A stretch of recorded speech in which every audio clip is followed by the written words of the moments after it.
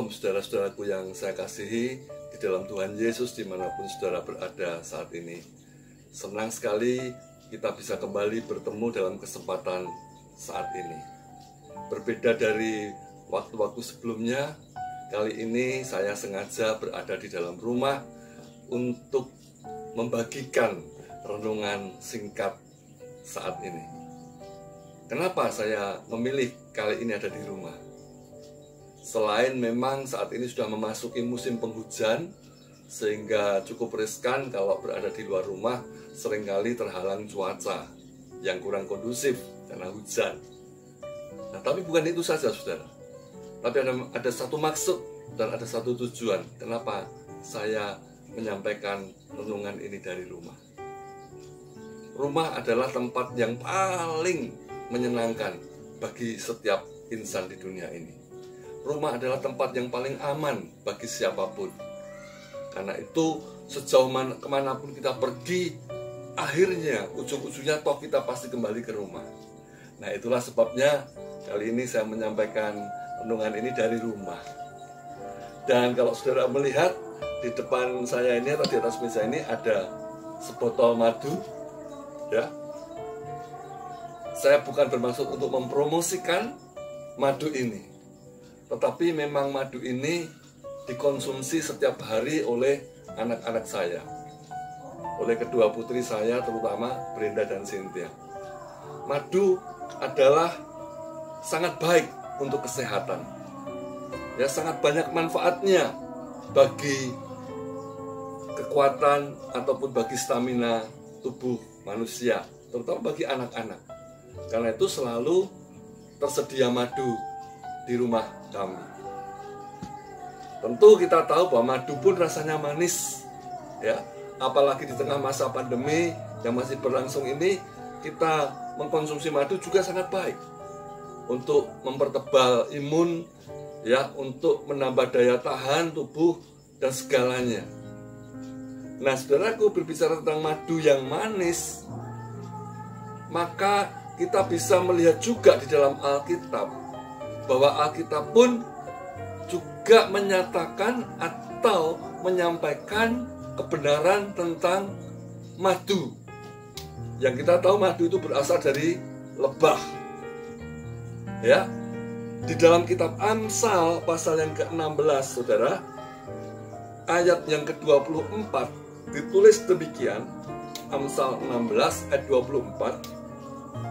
Perkataan yang menyenangkan adalah seperti sarang madu, manis bagi hati dan obat bagi tulang-tulang.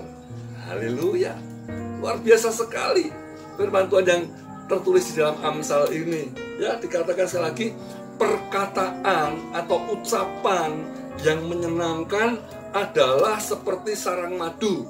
Ya, jadi perkataan yang menyenangkan itu bukan seperti madu saja, tapi dikatakan seperti sarang madu, ya, manis bagi hati, ya, bagi hati yang menerima, bagi hati yang bisa memahami perkataan yang menyenangkan itu, ya, manis bagi hati dan juga obat bagi tulang-tulang.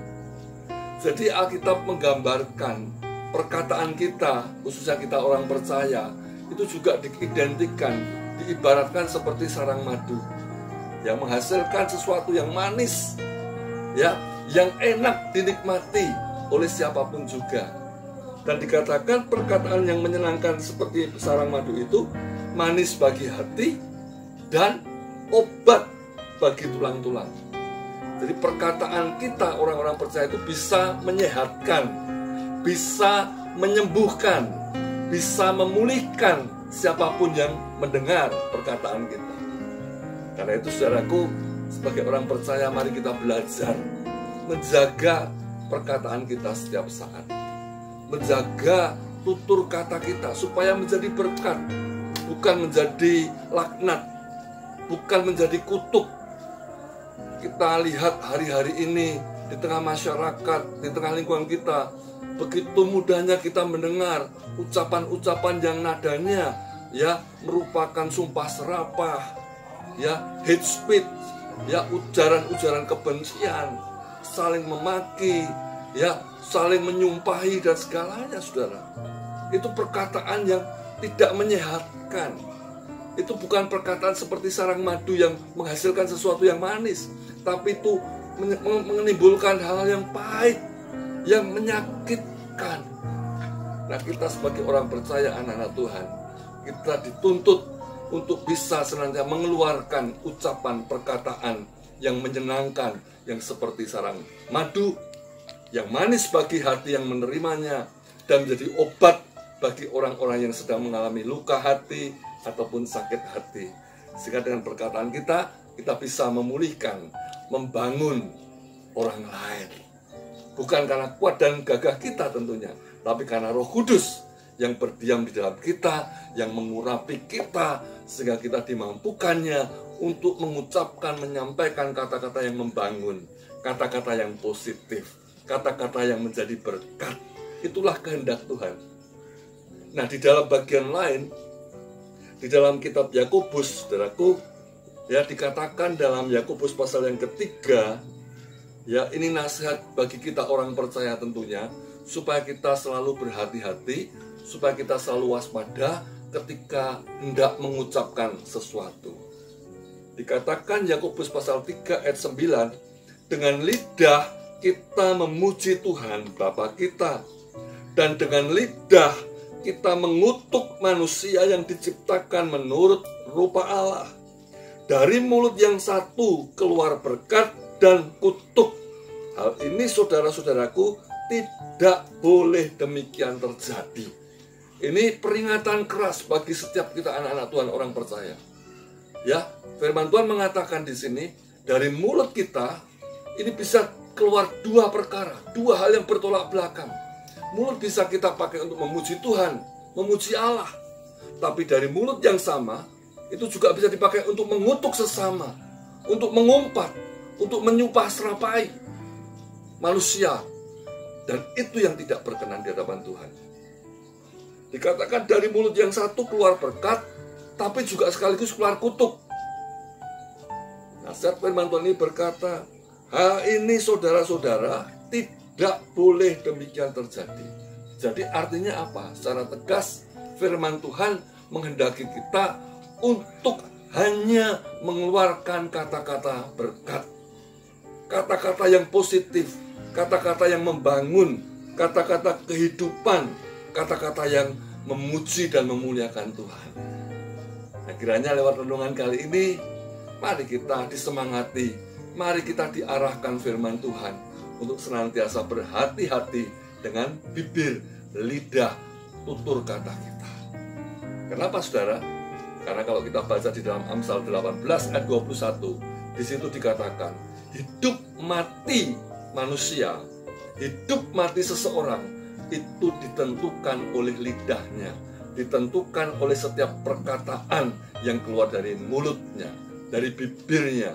Siapa suka menggemakannya, dia akan memakan buahnya. Artinya, kalau kita cenderung untuk mengeluarkan kata-kata negatif, kata-kata kutuk, kata-kata yang tidak menyenangkan, kata-kata hujat, caci maki, sumpah serapah, kata-kata kotor, maka tuayan yang akan kita terima, yang akan kita peroleh nanti pun itu sama persis seperti apa yang kita sudah ucapkan. Tetapi kalau sebaliknya, kita mengeluarkan kata-kata yang positif, kata-kata yang membangun, kata-kata yang memberkati, ya, kata-kata yang menyenangkan dan seterusnya, maka buah yang akan kita petik, yang akan kita nikmati pun adalah buah seperti kata-kata yang kita ucapkan yang positif, yang baik-baik juga. Karena Amsal 18 ayat 21 dikatakan, hidup mati manusia sangat ditentukan oleh perkataannya. Jadi hati-hatilah dengan perkata-kata. Hati-hatilah saat kita mengucapkan sesuatu. Ya, berdoa seperti pemazmur, dikatakan Tuhan, berjaga-jagalah, berawas-awaslah pada pintu bibirku. Artinya apa? Kita minta supaya Roh Kudus senantiasa menyucikan, menguduskan mulut, lidah, bibir, dan perkataan kita. Supaya yang keluar dari mulut kita itu sesuatu yang berkenan dan menyenangkan Tuhan. Maka percayalah hidup kita akan pasti dipelihara, diberkati secara luar biasa. Saya tutup dengan bagian firman Tuhan yang lain, saudaraku. Dan ini penting. Kenapa orang itu cenderung mudah mengeluarkan kata-kata yang negatif, kata-kata yang tidak membangun, kata-kata fitnah, kata-kata kotor, kata-kata keji dan sebagainya, ungkapan kedengkian, kebencian. Kenapa? Karena itu semuanya sebenarnya bersumber dari apa yang ada dalam hatinya. Di dalam Injil Matius pasal yang ke-15 ditulis demikian. Ini perkataan Tuhan Yesus, ya. Di dalam Injil Matius pasal yang ke-15, Yesus berkata begini, 15 ayat yang ke-18, tetapi apa yang keluar dari mulut berasal dari hati, dan itulah yang menajiskan orang. Jadi saudaraku, yang menajiskan kita, orang percaya, itu bukan apa yang masuk ke dalam mulut kita, tapi sebaliknya apa yang keluar dari mulut kita. Apa yang keluar dari mulut kita yaitu perkataan, kata-kata, ucapan bibir kita. Itu yang bisa menajiskan seseorang. Kenapa? Yesus berkata ayat yang ke-19, karena dari hati timbul segala pikiran jahat, pembunuhan, perzinahan, percabulan, pencurian, sumpah palsu, dan hujat. Ayat 20, itulah yang menajiskan orang. Tetapi makan dengan tangan yang tidak dibasuh tidak menajiskan orang. Ya, ini adalah kebenaran yang Yesus sampaikan, bahwa yang menajiskan seseorang itu bukan apa yang masuk dalam mulut, lalu ditelan, dikunyah, masuk ke perut. Kenapa? Karena itu nanti akan terbuang lagi di jamban. Kalau sekarang di toilet, di kloset. Jadi itu nggak menajiskan. Tapi justru yang menajiskan itu yang keluar dari mulut, yaitu kata-kata. Karena dikatakan sumbernya dari hati. Hati yang iri, hati yang penuh kepahitan, kemarahan, dikatakan ya, hati yang jahat, pikiran jahat, percabulan, perzinahan, pencurian, sumpah palsu, dan hujat, dan segalanya. Itu sumbernya dari hati. Nah itu saudaraku, mari kita jaga hati kita, supaya mulai hari ini dan seterusnya di tengah masa-masa yang sulit, di tengah situasi pandemi yang belum selesai ini, biarlah hati kita bersih, sehingga yang kita ucapkan, yang kita keluarkan dari hati, yaitu buah bibir, perkataan yang manis, perkataan yang positif, perkataan yang menyenangkan, seperti sarang madu yang menjadi berkat, yang menjadi bermanfaat bagi setiap orang di sekitar kita yang mendengarnya setiap saat. Kiranya Tuhan Yesus memberkati. Sekali lagi, biarlah hidup kita dipenuhi dengan kata-kata yang sesuai firman dan dikendalikan oleh Roh Kudus, karena itulah yang Tuhan maui bagi setiap kita, orang-orang percaya di hari-hari akhir ini. Tuhan Yesus memberkati. Shalom.